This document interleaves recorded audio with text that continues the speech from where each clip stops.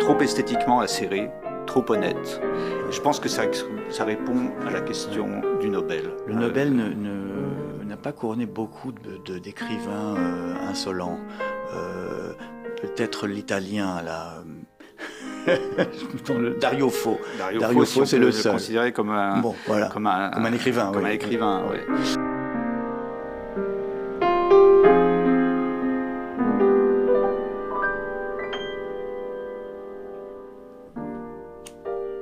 Bonsoir, vous, les intellectuels qui nous regardez. Bienvenue chez La Pérouse pour une nouvelle conversation avec Mark Wetzmann, pour son livre La part sauvage, publié aux éditions Grasset. Vous avez été parfait, Marc. Merci beaucoup d'être là. C'est quoi la part sauvage ? C'est quoi la part sauvage ? C'est beaucoup de choses dans le livre. C'est essentiellement ce qui bouillonne sous les apparences, pour le dire en un mot. Oui, c'est ça, Philippe Roth. Ce qui bouillonne Roth, sous le quotidien. Philippe Roth, au fond, s'il n'a qu'un message, c'est de dire que la vie est incontrôlable. Oui. Il y a cette part sauvage qui est l'imprévisible, qui peut détruire la vie d'un homme. Alors généralement, ça vient de quand même la grande histoire dans les romans. Ça dépend. Ça peut venir ça peut venir de l'individu lui-même, sur un mode comique comme dans Portnoy. Mm-hmm. Ça peut venir sur un mode moins comique, plus éruptif comme dans le théâtre de Sabat. Ouais. Et puis ça peut venir effectivement de la grande histoire. Ouais. La grande histoire qui prend sous la plume de Roth l'apparence de quelque chose d'effectivement d'incontrôlable, d'imprévisible, et c'est essentiellement le surgissement du mal, M-A-L, d'une manière ou d'une autre, à un moment donné. Conception qu'il partage d'ailleurs avec des gens comme Aaron Appelfeld et d'autres, oui. On en parlera peut-être. Oui, bien sûr. Donc, La part sauvage raconte votre rencontre avec Philippe Roth en 1999 pour un interview à New York chez son agent, qui tourne à une vraie amitié sur une vingtaine d'années. Vous le voyez très régulièrement. Vous êtes même parti vivre à New York. Vous déjeuniez avec lui toutes les semaines. Et vous avez raconté dans ce livre cette chance finalement que vous avez eue de devenir assez proche. Il vous appelait le French Bandit. Assez proche d'un des plus grands écrivains américains du XXe et XXIe siècle. C'est marrant parce qu'il y a une tradition dans la littérature depuis toujours de la visite au grand écrivain. Je pense à Eckermann qui va voir Goethe à Weimar. Vous savez, puis tous les jeunes écrivains en général ont envie de rencontrer leur idole. Mais vous écrivez, vous appartenez à cette tradition. D'une certaine façon, oui, on peut le voir comme ça. C'était surtout quand j'ai pensé, j'ai beaucoup réfléchi à ce livre avant de l'écrire pendant plusieurs années, parce que j'avais l'impression de lui devoir, en quelque sorte, ce livre. Mais la question était de savoir comment le faire. Et une des choses que je ne voulais pas faire, c'était précisément un livre de souvenirs littéraires. Mes promenades dans Central Park avec Philippe Roth, ça m'endormait d'avance. Oh, il y en a un peu. Il y en a un peu, mais il fallait que je trouve un récit, il fallait que je trouve quelque chose, et il fallait que j'explique pourquoi quelqu'un de ma génération français, d'origine juive, pouvait s'intéresser à ce point à quelqu'un d'une autre génération, d'un autre continent, tel que Philippe Roth, en dehors de l'évidence du génie littéraire, je veux dire. Donc voilà, c'est le point de départ du livre. C'était une chance, et en même temps, c'est une chance d'avoir eu ce lien et cette amitié-là. C'est une chance à laquelle j'essaye de rendre hommage dans ce livre, et en même temps, c'était quelque chose de comment dire, il y avait c'est le résultat de beaucoup de refus de ma part. C'est pas seulement une chance, c'est aussi le résultat d'une certaine forme de colère qui m'a conduit à partir là-bas. On passe au jeu devine tes citations. Mark Wetzmann, je vais vous lire des citations qui sont peut-être de vous et peut-être de Philippe Roth. Et vous devez me dire, ça c'est moi ou c'est l'autre. Ok. Et il y a un piège, tout de suite. C'est à propos du 11 septembre 2001. Le prodige de l'exploit émerveillait, quelque chose se payait. Ça, c'est ni de lui ni de moi, Ouais. c'est de Annie Ernaux. Exactement. Annie Ernaux a écrit, je découvre ça dans votre livre. Ouais, dans nos années. Dans les années, Dans les années. 2008, oui. Le prodige de l'exploit émerveillait, quelque chose se payait. Ça, faut le faire, d'écrire ça. Autre phrase. Les pièges les plus parfaits ne sont-ils pas toujours ceux que l'on se tend à soi-même? C'est moi. C'est vous dans La part sauvage. La part sauvage. Alors, je peux pas ne pas vous demander, à propos de pièges qu'on se tend à soi-même, qu'est-ce qui s'est passé à France Culture? Vous animiez une émission, Signe des temps, depuis 2018. Depuis la mort de Philippe Roth, vous aviez une émission. Vous étiez rentré en France et elle a été supprimée cette année. Qu'est-ce que vous avez fait de mal pour être puni? Ce qui s'est passé, comment dire, je ne peux pas trop développer parce que je suis en procédure avec eux de toute façon. Oui, donc, mais ce qui s'est passé, c'est que pour me limiter à ce que la direction m'a dit, ils trouvaient l'émission confuse, c'est-à-dire plus ou moins incompréhensible. Comme la mienne. Voilà. C'est parce que la vie est confuse. Et par ailleurs, ils ont écrit, ils ont publié des communiqués expliquant que il y avait aucune audience, que c'était nul, que bref, c'était catastrophique. La réalité, c'est qu'il y avait quelque chose qui ne fonctionnait pas entre eux et moi. Voilà. Je peux pas tellement développer. Oui, non, mais c'est juste ce qui arrive. Hein. Moi, mon émission, elle a été supprimée par Radio Classique, et puis je l'ai continuée quand même. Ils ont considéré que quelque chose ne fonctionnait pas entre eux et moi parce que je m'inscrivais pas suffisamment dans la ligne éditoriale. Dans la ligne éditoriale, oui, puisqu'ils ont parlé de ligne éditoriale. De toute façon, vous pouvez, vous savez, avec les nouvelles technologies, vous pouvez continuer votre émission si vous en avez envie. On verra ça, on va voir ça. Voilà, peut-être. Autre phrase de vous, non, pas de vous, je ne sais pas. Ah oui. Est-ce que c'est de vous ou pas de vous? Tu crois que tu sais ce qu'est un homme? Tu n'as aucune idée de ce qu'est un homme. Ça, c'est Roth, c'est dans Pastorale américaine, c'est le frère du personnage principal qui lui Il est fort, il est très fort. Et au fond, c'est ça le sujet de tous ces livres. Tu n'as aucune idée de ce qu'est un homme.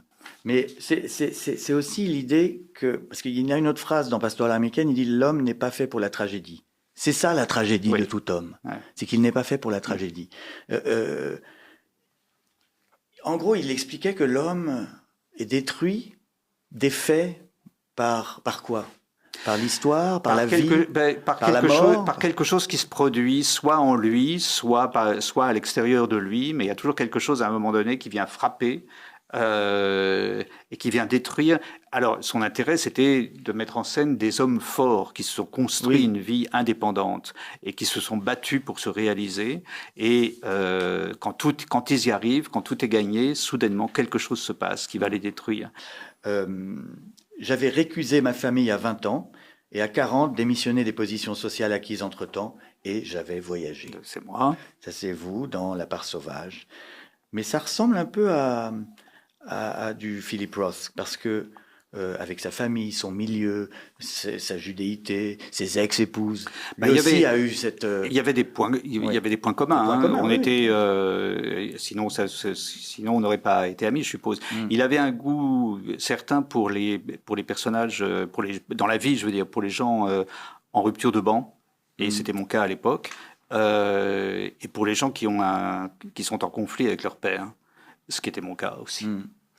Vous faites plusieurs fois allusion dans le livre à une idée folle, mais qui me plaît beaucoup.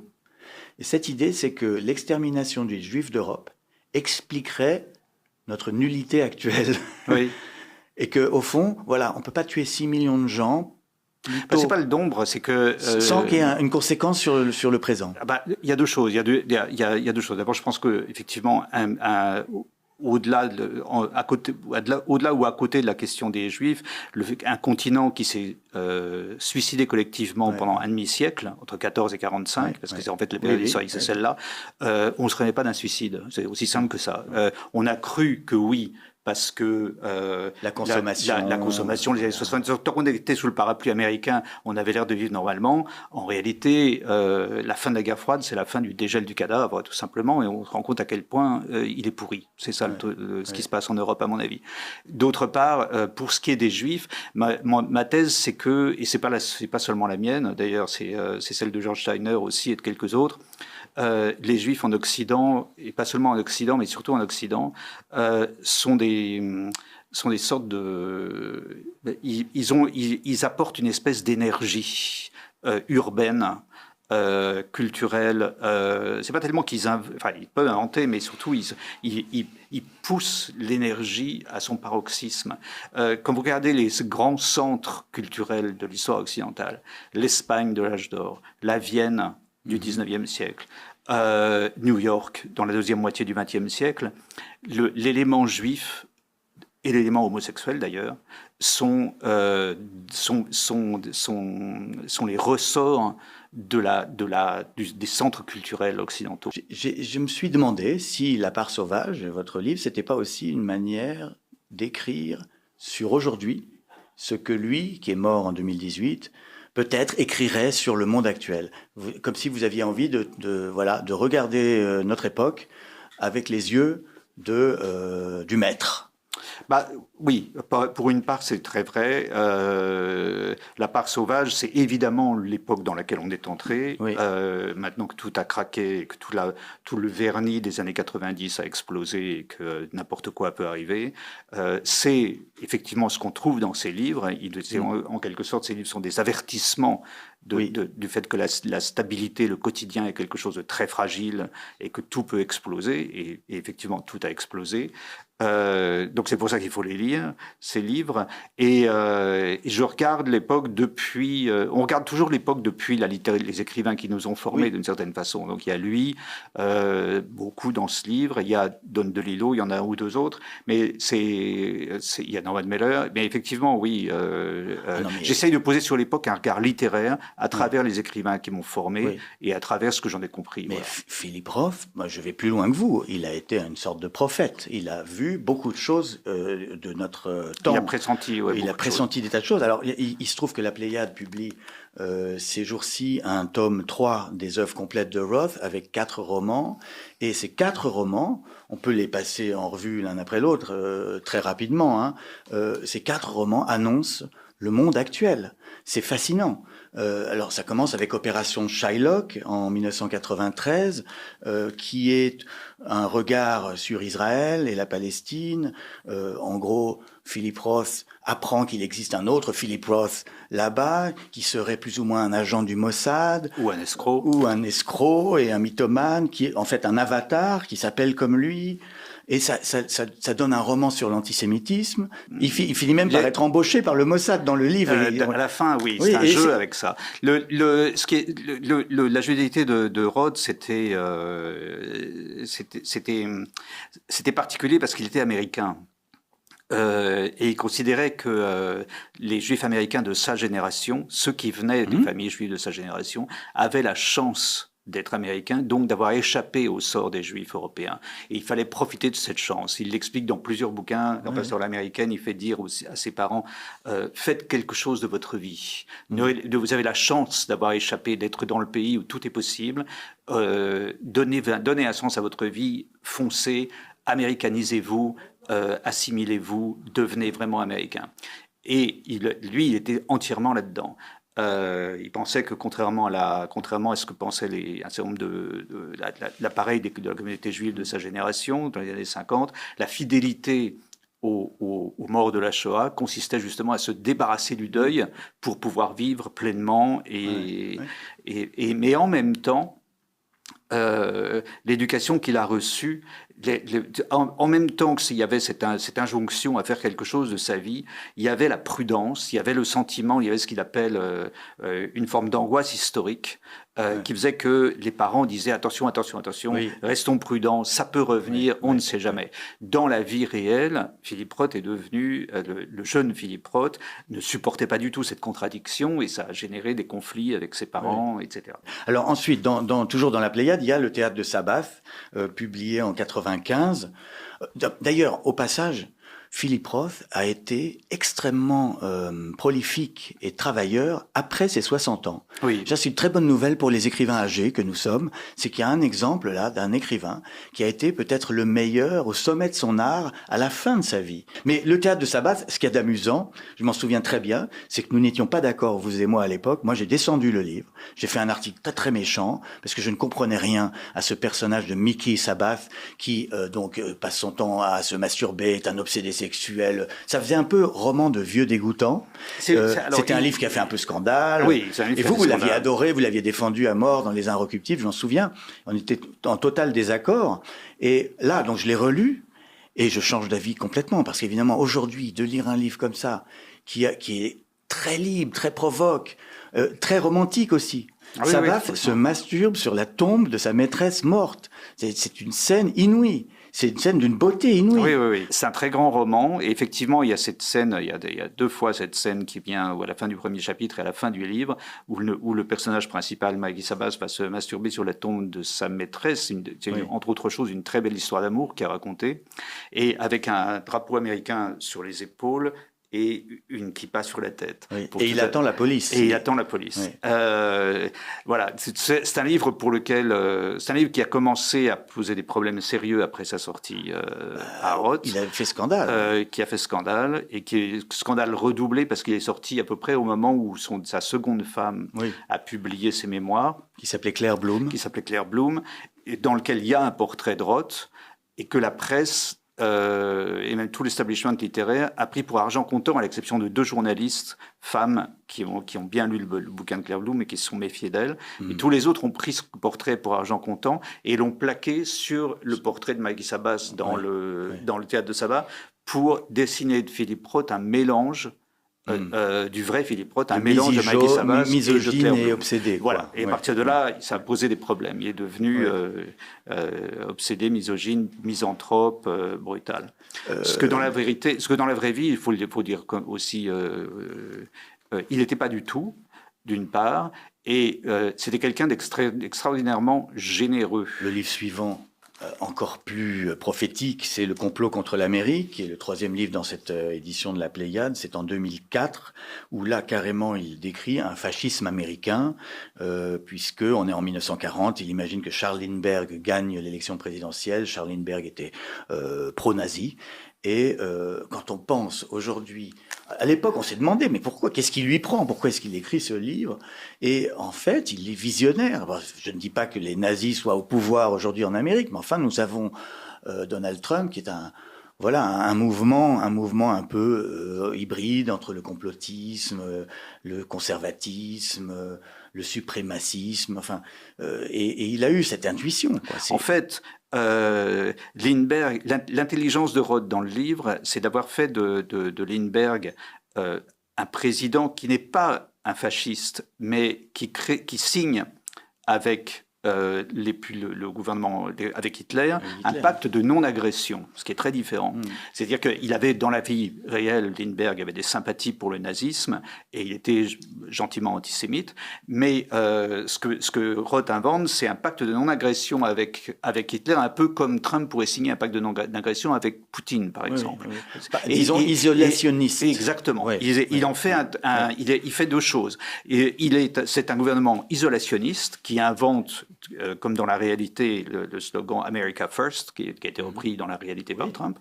Et il fait une autre chose, comme les Juifs sont considérés comme les fauteurs de guerre, ça aussi, ça correspond à la réalité historique. C'est-à-dire entre 40 et 42, avant que Roosevelt déclare la guerre, se décide à entrer en guerre, les Juifs sont considérés comme le lobby qui cherche à pousser les Américains dans la guerre.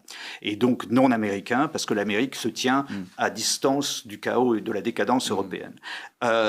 Et ce que fait donc Lindbergh dans le roman de Roth, c'est de mettre en place une politique d'assimilation des Juifs. On va démanteler les communautés juives de Newark et d'ailleurs, on va les embarquer dans le Kentucky, je ne sais pas, dans le sud, pour qu'ils deviennent de vrais Américains. Et ces 2 éléments, pacte de non-agression d'un côté et assimilation disséminée au fin fond du Midwest de l'autre, va suffire à créer chez les Juifs un sentiment d'angoisse historique, et ça va partir en vrille à partir de là. Alors c'est très curieux parce que Roth venait de publier La Tâche, donc La Tâche n'est pas dans ce volume-là, mais c'est un livre très important sur la cancel culture. C'est le premier grand roman du politiquement correct, Oui. avec ce personnage de prof qui est cancelé, qui est annulé, qui perd son travail pour avoir dit un mot à double sens. Bref, enfin, il faut lire le livre, mais ça c'est en l'an 2000. Et 4 ans après, le complot contre l'Amérique, c'est comme s'il avait senti deux mouvements, le wokisme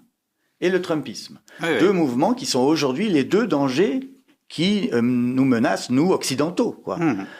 Qui vont plus que nous menacer, enfin, qui sont en train de détruire la fabrique de la démocratie libérale occidentale. Alors, il y aura un tome 4 de la Pléiade avec Pastorale américaine, J'ai épousé un communiste et La Tâche, qui sont la trilogie. Mais quand on regarde tout ça, on se demande pourquoi il n'a pas obtenu le Nobel. Alors, est-ce qu'il était trop incorrect? Est-ce qu'il était trop sexuel? Est-ce qu'il était trop provocateur? C'est la phrase que je cite de la romancière irlandaise Edna O'Brien pour son 80e anniversaire, très grande romancière d'ailleurs, soit dit en passant. Elle dit quelque chose comme il est assis à la première table de l'establishment littéraire, mais il n'en fait pas partie. Trop provoquant, trop précis. Trop, je sais plus quelle est la phrase, mais ouais, peut-être si je peux la chercher. Oui, bien sûr. Bien sûr. Je vais essayer de la retrouver. Mais je pense que c'est ça. Je pense qu'il y avait quelque chose qui voilà. Il siégeait à la première table de l'establishment littéraire, mais n'en faisait pas partie. Trop sauvage, trop esthétiquement acéré, trop honnête. Et je pense que ça répond à la question du Nobel. Le Nobel n'a pas couronné beaucoup d'écrivains insolents. Peut-être l'italien, là. Dario Fo. Dario Fo, c'est le seul. Considéré comme un écrivain. Comme un écrivain, oui. Alors, est-ce que vous pensez... Alors ça, c'est la question taboue. Attention. Est-ce que vous pensez que c'est un libertaire de gauche qui est devenu un réac de droite, un peu comme nous tous? Non, pas du tout. Alors, je pense ni l'un ni l'autre. Je ne pense pas que nous tous qui ont des libertaires de gauche. Vous ne considérez pas que vous étiez de gauche et vous êtes devenu de droite? Alors, il y a plusieurs questions. Oui. Moi, je me suis jamais considéré vraiment comme de gauche, d'une part. J'ai baigné dans un milieu de gauche parce que dans les milieux culturels, on se retrouve dans les milieux de gauche. Je n'ai jamais de ma vie milité nulle part. Dieu m'en préserve. Et je me considère pas comme quelqu'un de droite aujourd'hui pour plusieurs raisons. D'abord parce que je pense que ces termes s'ils ont eu un sens à un moment donné, ils n'en ont vraiment plus du tout. Je rappelle que les deux personnalités... Je dirais progressiste devenu conservateur. Non, mais oui, alors bon, je vais répondre sur Roth, c'est plus intéressant que moi, mais je pense que Roth n'est jamais devenu conservateur. Alors, politiquement, sûrement pas. Il s'inscrivait vraiment dans la tradition démocrate américaine la plus, par certains aspects, la moins intéressante d'ailleurs, de mon point de vue. Donc il n'y a pas tout ça pour dire qu'il n'y a pas de repli conservateur. Il n'y a pas une seconde dans Pastorale américaine. Il dit, il laisse entendre que les années c'était le début de la décadence, c'était affreux. Non, mais d'ailleurs, il faut revenir à l'ordre. Ce qui est bien chez lui, c'est qu'il nous prend pour intelligents et il ne pointe pas les gentils et les méchants. Non. Et c'est toujours pour compliquer l'histoire. C'est ça qui est bien. Le célèbre questionnaire de Becbédé, qui est peut-être tout ce qui restera de moi. Pourquoi un jeune devrait-il lire votre livre au lieu de scroller sur TikTok? C'est une question très importante. Très importante. Parce que je ne sais pas comment répondre à cette question. Parce qu'il perdra moins de temps. Ce livre-là en particulier, parce que c'est un livre où il y a beaucoup question de colère, et je pense que il y a beaucoup de colère qui traîne. Donc je pense qu'on peut... ça fait écho à des choses. Puis je pense que c'est quand même un peu plus intelligent que TikTok. Que savez-vous faire que ne sait pas faire ChatGPT? Écrire un livre comme ça. Oui. Vous n'avez jamais eu peur en l'écrivant que votre livre ne serve à rien? Non, parce que je pense qu'aucun livre ne sert à rien. Ouais. Pensez-vous qu'un écrivain doit être gentil? Non. Ni méchant d'ailleurs. Enfin, je veux dire, c'est pas le sujet. Qu'est-ce qui vous plaît le plus dans le fait d'écrire? La pauvreté, la folie ou la solitude? La solitude. Avez-vous déjà écrit en état d'ivresse? Non. Que pensez-vous de la critique littéraire? Est-ce que c'est un mal nécessaire ou juste une perte de temps? Il faudrait qu'il y en ait une. Bah, c'est un livre de critique littéraire, là. Ah bon, pardon. Oui, non, mais c'est un livre. Je le conçois pas du tout comme ça, moi. Ouais. Mais c'est un livre sur la littérature. La critique littéraire qui est de la littérature, elle fait partie de la littérature. Voilà. La critique littéraire en tant que telle, je suis pas sûr de savoir à quoi ça correspond. Ouais. Fantasmez-vous sur J.D. Salinger, qui n'a jamais donné d'interview de sa vie? Non. Un roman doit-il réparer le monde? On entend beaucoup ça. Non, certainement pas. Ouais. Quel est votre chef-d'œuvre? Quel est mon chef-d'œuvre? Oui. À moi, personnellement? Oui, à vous, oui. Quand on publie un livre, on pense toujours que c'est le dernier qu'on vient de publier qui est le meilleur. Donc, voilà. La part sauvage, oui. Êtes-vous un ouin-ouin? Un quoi? Un ouin-ouin, vous connaissez pas cette expression? Non. Les écrivains, notamment de sexe masculin, qui se lamentent sur leurs conditions, sur leur virilité perdue. Ah non, les féministes les traitent de ouin-ouin. Ah non, pas du tout. Alors, pas du tout. Le but de la littérature n'est-il pas de mentir sans se faire prendre? Non, oui, il serait plutôt de dire la vérité sans se faire prendre. Si vous étiez très riche, cesseriez-vous d'écrire? Non. La phrase de vous dont vous êtes le plus fier? Ah, ça, je suis incapable de vous dire parce que je ne connais pas mes phrases par cœur. Avez-vous menti durant cette conversation? Non. La question Fahrenheit 451. Alors, imaginez un monde où les livres sont interdits. Lequel apprendriez-vous par cœur pour le sauver? Peut-être une pièce de Shakespeare. Oui, parce qu'au moins, ça, c'est riche. C'est-à-dire que c'est dense. Ouais. On ne peut pas s'ennuyer en l'apprenant par cœur. Y a-t-il un de vos livres que vous regrettez d'avoir écrit? Non. Ou que vous écririez différemment aujourd'hui? Peut-être vos premiers romans? Non, je crois pas que je les écrirais. Enfin, je reprendrais peut-être des trucs à la marge, des phrases mal foutues, ou peut-être. Mais je crois pas que celui que j'aurais écrirais le plus, c'est probablement Mariage mixte. Mais non. Mariage mixte avait eu un procès. Oui, il y avait un procès, mais c'est pas pour ça que j'aurais écrit. Non. Eh bien, merci infiniment, Marc Wetzmann. Merci à vous. Je vous ordonne de lire La part sauvage de Marc Wetzmann aux éditions Grasset. N'hésitez pas à commenter les vidéos, à polémiquer, à m'insulter. C'est la vie, c'est vivant. Et n'oubliez pas, la littérature est à l'esprit ce que le sport est au corps. Bonsoir.